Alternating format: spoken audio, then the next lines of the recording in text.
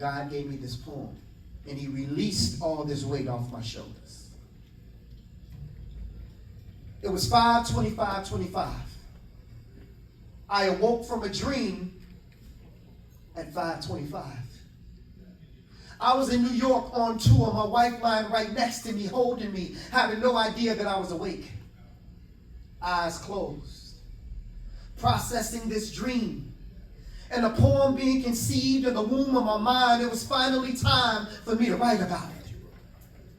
Only a select few actually knew what I had been going through. Now, Miss Josephine, in the dream, I was sharing a personal testimony with a group of people in somebody's basement about my son. My youngest son, Denzel, who had just been locked up. And crazy, I can't lie, it has had my mind somewhat messed up. My chest hurts. I've been stressed out. And some of the parents in here who have a son or daughter locked up knows exactly what I'm talking about. Now, whoever I was talking to in my dream, I was sharing with them about my baby. That my son being locked up just might be a blessing in disguise. And one of them said that I was crazy. Red Storm, I broke it down like this.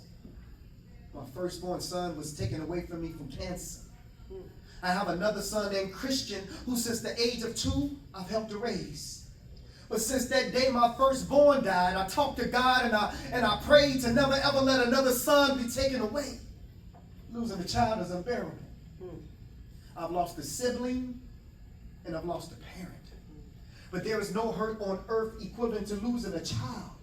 And as a parent, that God works in mysterious ways. The day that I got the phone call from my son that he had been arrested, I can't really lie, I sort of expected it.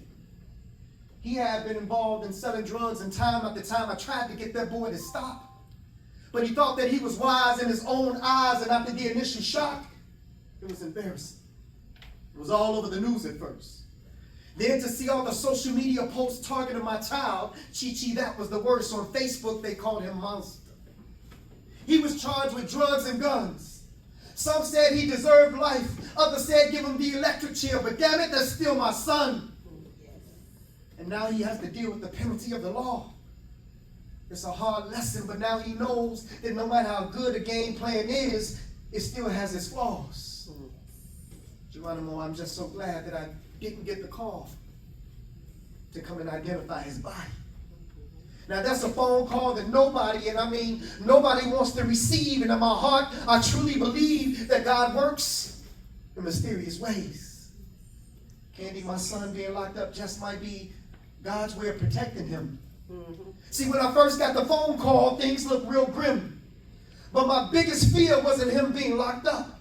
My biggest fear was somebody setting him up and killing him. The light seemed so dim.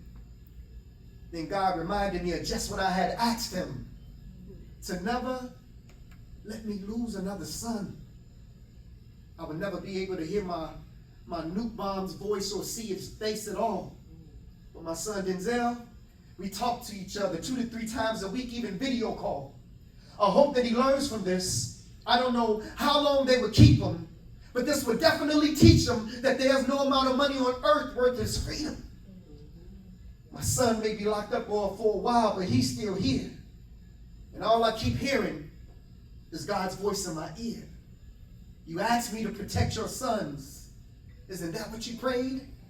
I just thank God in the mighty name of Jesus that my son is still alive. I know exactly where he is. He could have been dead somewhere or buried in the grave, but God spares and saves. See, the God that I serve is an awesome and mighty God, and he truly works in mysterious ways. Thank y'all so much.